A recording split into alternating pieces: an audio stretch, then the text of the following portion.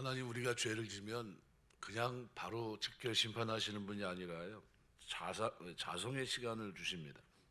돌이키고, 그리고 진짜 자성의 시간을 통해서 그 마음이 변했는지 삶이 바뀌었는지를 오랜 동안 지켜보시고요, 또다시 기회를 주시는 분입니다. 믹마스 전투가 BC 1048년이고 아말렉 전투가 BC 1025년입니다. 그러니까 오늘 1절을 보시면 14장과 15장 사이에는 23년의 갭이 있습니다. 23년 전에 믹마스 전투, 그리고 지금 오늘 아말렉과의 전투를 앞두고 하나님께서 23년 전에 사무엘이 그죠? 쳐다보질 않아요. 그런데 다시 하나님 명령을 받고 이제 변화됐느냐는 거죠. 그래서 오늘 13장의 믹마스 전투 사건 직후에 발생한 그죠? 사건이 오늘 14장 바로 이어지고 있는데 14장과 15장 사이에는 이렇게 시간이 많이 흐르고 있다는 겁니다. 사무엘은 사울이 명령한 제사를 드린 이후 무려 23년 흘러서야 다시 사울을 찾습니다. 그러니까 사울의 첫 번째 실패 이후에 하나님은 약 23년 동안이나 사울에게 그 범죄에 대한 대가로 자숙의 기간을 두셨다는 거죠. 이 기간을 통해 하나님은 사울이 진심으로 자신의 잘못을 뉘우치고 전혀 새로운 사람으로 거듭나기를 원하셨던 겁니다. 근데 성경을 보면 이러한 자숙의 기간은 회개할 수 있는 기간을 주시는 것은 사울에게만 주신 것이 아님을 알 수 있습니다. 우리가 알고 있는 하나님 뜻을 분명히 알고 약속을 받았음에도 불의한 방법으로 후사를 이으렸던 아브라함의 경우 창세기 16장 1절에서 17장 1절 그죠? 그때 이제 나는 전능한 하나님이라 하면서 주님 나타나시거든요. 13년 동안 어떻게 보면 자성의 시간을 주셨습니다. 뭐 만나지 않으셨어요. 찾아오지도 않으셨고, 그리고 찾아와서 너 왜 나를 못 믿느냐, 이렇게. 나는 전능한 하나님이란 거예요. 엘샤다이 하나님, 그죠? 내가 너에게 얘기한 걸 이루지 못할 줄 아느냐는 거죠. 철저히 깨닫습니다. 그 이후로 좀 달라집니다. 또 누가복음 2장 11절에서 7장 7절에 보면 하나님이 정하신 때를 기다릴 줄 모르고 나섰다가 살인죄를 저지르고 달아났던 출애굽기 2장 이렇게 쭉 보시면 모세가 이제 나오는데, 사실상 40년은 자숙의 시간입니다. 그죠? 애굽에서 왕자로 40년, 그리고 자기가 힘으로 이렇게 어떻게 구원해 봐야 되겠다 해서 도망가서 40년, 그리고 하나님의 부름을 받아 쓰임 받은 40년. 어찌 성질이 다릅니다. 광야에서 끝없이 불신의 죄를 범한 출애굽 이스라엘 역시 광야 40년의 시간은 자숙의 시간이었습니다. 왜요? 믿지 못해서 하나님의 능력을 눈으로 보면서도 그죠? 정탐하고 돌아온 사람들의 말을 믿지 못합니다. 그들이 뭐 어떻게 하나님의 능력을 믿지 못하니까 거기에 동요돼서 울고 통곡하면서 우리가 다 죽게 되었도다 그랬어요. 그래서 다 죽었습니다. 전진이 못합니다. 민수기 14장 34절입니다. 후일 끝없는 죄를 범해 바벨론에 끌려간 이스라엘 백성 역시 그곳에서 70년이라고 하는 자숙의 시간을 보내지 않으면 안 됐던 겁니다. 예레미야 25장 11절. 그러니까 하나님께서 오늘 우리의 죄를 용서하시되 결코 용서를 비밀로 우리가 뻔뻔스럽고 천박하게 행동했던 것을 용납하지 않으십니다. 죄를 용서하셨다고 해서 즉시 모든 것을 회복시켜 주시지 않는 것도 바로 그 때문입니다. 오랜 시간을 두고 보시면서 정말 그가 진심으로 뉘우치고 하나님 앞에 돌아왔는지 이거를 보시는 겁니다. 이사야 30장 18절에 보면 그러나 여호와께서 기다리시나니 이는 너희에게 은혜를 베풀려 하심이라. 일어나시리니 이는 저희를 긍휼히 여기려 하심이라. 대저 여호와는 공의의 하나님이시라. 무릇 그를 기다리는 자는 복이 있도다. 호세아 5장 15절에 보면 내가 내 곳으로 돌아가서 저희가 그 죄를 뉘우치고 내 얼굴을 구하기까지 기다리리라. 저희가 고난 받을 때 나를 간절히 구하여 이르기를, 이렇게 했습니다. 하나님은 이렇게 기다리십니다. 근데 끝까지. 그런데 사울은 어때요? 충성하지 못합니다. 끝까지 사람이 바뀌지도 않아요. 신명기 25장 말씀에 보면 17절에서부터 19절 보면 너는 애굽에서 나오는 길에 아말렉이 내게 한 일을 기억하라. 내가 그들이 너를 길에서 만나 내가 피곤할 때 내 뒤에 떨어진 약한 자를 자들을 쳤고 하나님을 두려워하지 아니하였느니라.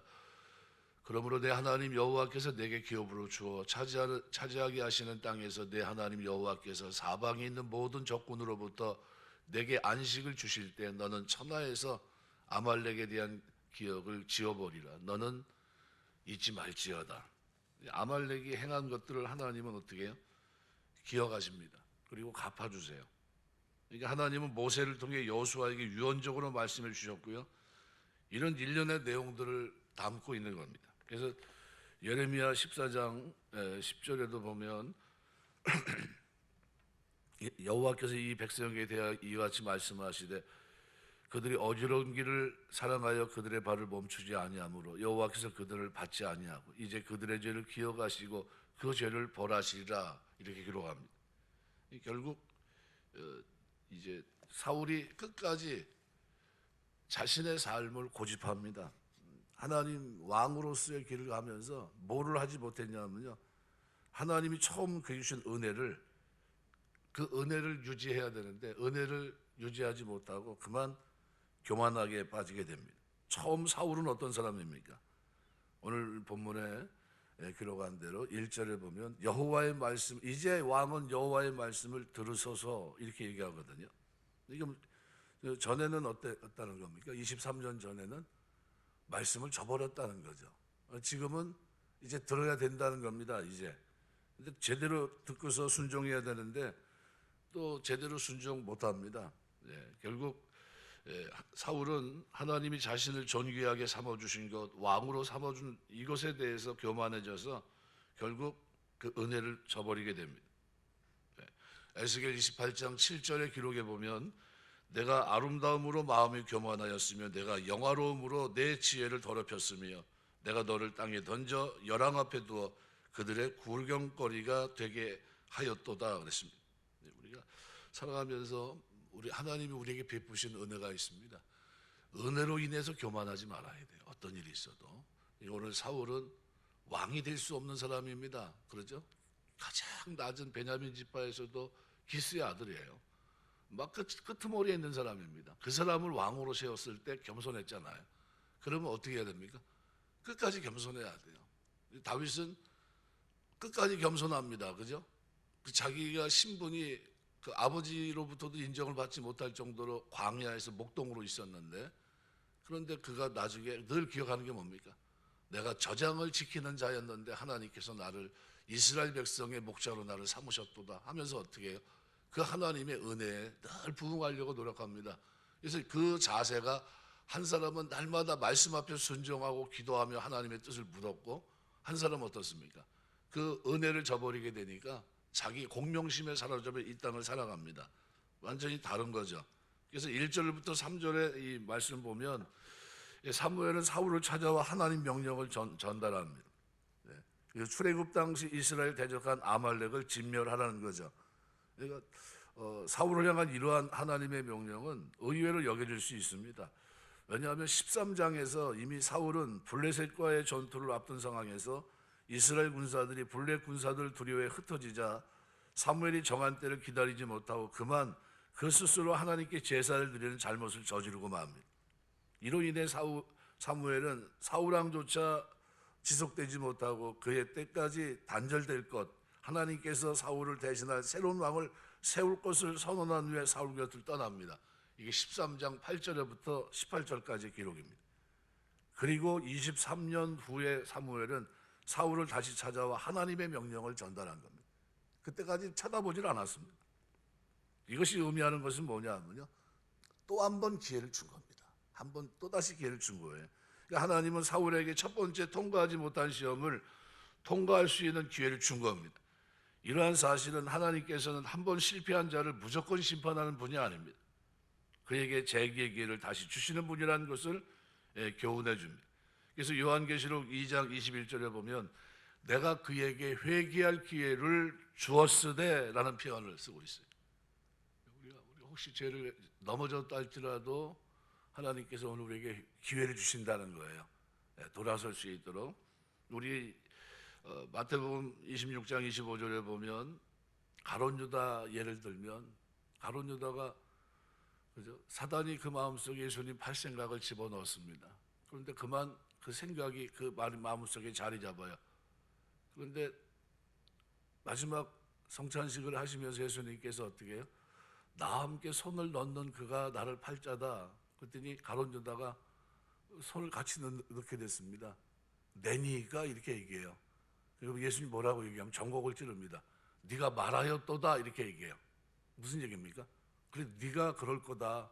너 회개해라 이런 얘기입니다. 근데 회개합니까 안 합니까?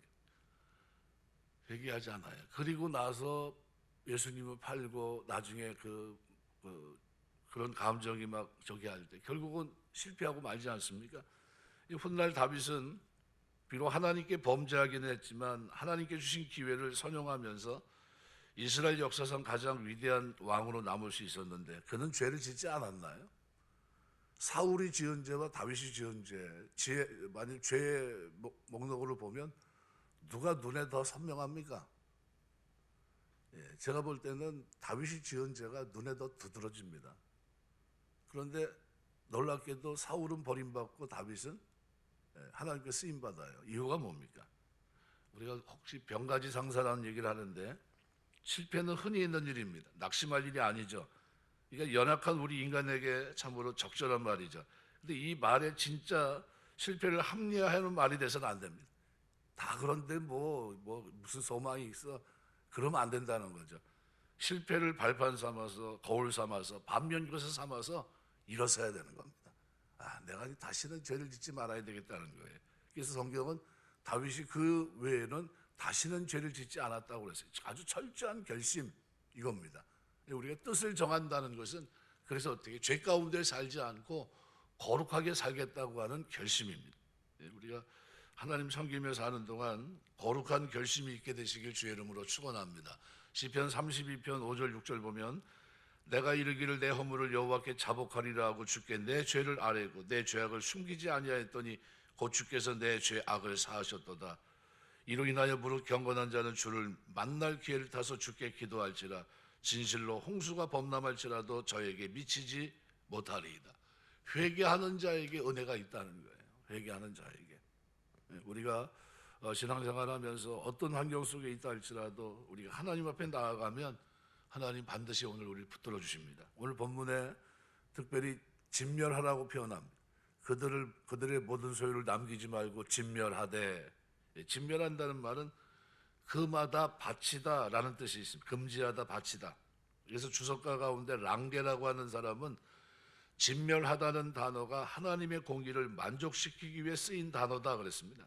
진멸의 법칙이란 말이 나오게 되는데 산 것은 죽이고 그 다음에 모든 것을 불태우고 태워지지 않는 금이나 은, 동은 제단에 바쳐야 되는 것, 이것이 진멸이란 단어 속에 포함되어 있는 것이다 이렇게 얘기했습니다. 그러니까 이것은 적을 다 죽이라고 하는 군사적인 용어가 아닙니다. 이 진멸하라고 하는 이 단어는 영적인 용어입니다. 그러니까 우리가 끝까지 모든 것을 하나님 앞에 말씀대로 순종해야 됩니다. 그런데 사울이 또 실패합니다. 뭐 때문에요? 욕심 때문에요. 욕심 때문에. 그래서 나중에 사무엘이 찾아와 이게 무슨 소리입니까? 진멸하라고 했는데 사는 거 다 죽이라고 얘기하지 않았냐? 그랬더니 하나님께 제사를 드리기 위해서 좋은 것을 남겨뒀나이다 이렇게 얘기해요. 근데 결국 어떻게 합니까? 사울은 끝까지 말씀 앞에 충성하지 못합니다. 다윗과는 사뭇 거리감이 있습니다. 오늘 본문을 대하시면서 하나님은 우리의 모든 행위를 잊지 않고 행위대로 갚으시는 분입니다. 그래서 오늘 여호와께서 아말렉이 이스라엘에게 행한 일, 애굽에서 나올 때 길에서 대적한 일을 추억한다고 말씀하고 있고 이것을 대대로 갚을 것이라 얘기합니다. 출애굽기 17장 16절에 보시면 그러므로 하나님께서 친히 아말렉으로 더불어 대대 싸우리라고 맹세하셨습니다. 그 맹세대로 하나님은 출애굽 때 있었던 일을 기억하셨고 사울에게 아말렉 족속을 진멸하라고 말씀하고 계시는 겁니다. 그런데 이 아말렉 족속이 이스라엘에 있었던 때로부터 무려 400년이 지난 후의 일이에요. 그런데 하나님은 이것을 기억한다는 겁니다. 그러니까 우리가 선한 일을 하든 악한 일을 하든 하나님은 어떻게 해요? 그걸 잊지 않고 영원토록 기억하십니다. 악을 행하면 심판으로, 선을 행하면 은혜로 갚아줍니다.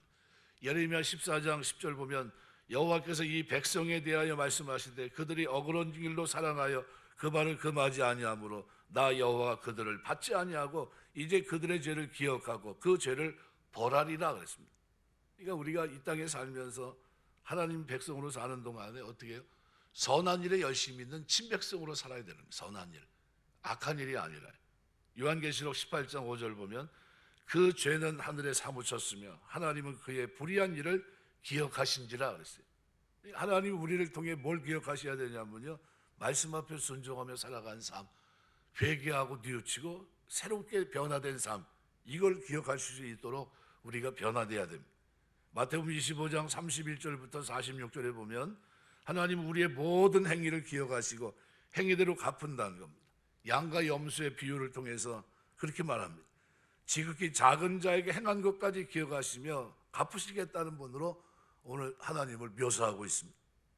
하나님은 결코 사람의 일을 잊지 않으십니다. 마지막 날 하나님의 심판의 보좌 앞에 우리가 섰을 때 우리의 행한 것을 가지고 오늘 우리를 평가하실 겁니다. 오늘 성도인 우리는 사울의 반복된 실패를 유심히 보셔야 돼요. 말씀 앞에 순종하지 않고 자기 생각대로 살아가고 있는 이 모습, 공명심에 사로잡아서 또 다른 기회를 줬는데도 기회를 놓치고 있는 이 모습을 우습게 보시면 안 됩니다. 우리가 말씀 앞에 순종할 수 있는 여러분 되시길 주의 이름으로 축원합니다. 이게 하나님 백성들의 모습이에요. 예레미야 17장 10절 보면 나 여호와는 심장을 살피며 폐부를 시험하고 각각 그 행위와 그 행실대로 보응한다 그랬어요. 고린도서 5장 10절에 보면 이는 우리가 다 반드시 그리스도의 심판대 앞에 드러나 각각 선악간에 그 몸으로 행한 것을 따라 받으려 함이라 그랬습니다. 지금은 은혜 받을 만한 때고 구원의 날입니다. 지금 여기서 변화되지 않으면 소용이 없는 거예요. 여기서 깨지고 여기서 변화되고 여기서 결단하고, 그죠?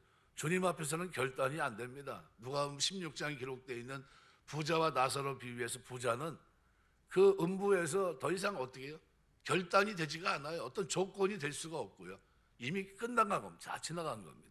이 땅에 있을 때 여기서 죄 가운데 돌이킬 수 있는 기회가 있고요. 여기에 은혜가 있고 하나님의 자비가 흐르고 있는 겁니다. 우리가 하나님의 정한 때가 있습니다.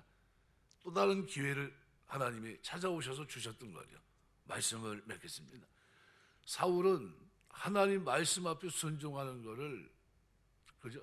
23년 전이나 23년이 지난 똑같아요. 여전히 어때요? 순종할 마음이 없어요. 네, 이게 사울입니다. 다윗은 어떻습니까? 죄를 지적받고 난 후에 철저히 회개하고 내가 하나님 뜻대로 살려고 몸부림치며 기도하고 말씀을 붙잡고 살아갑니다.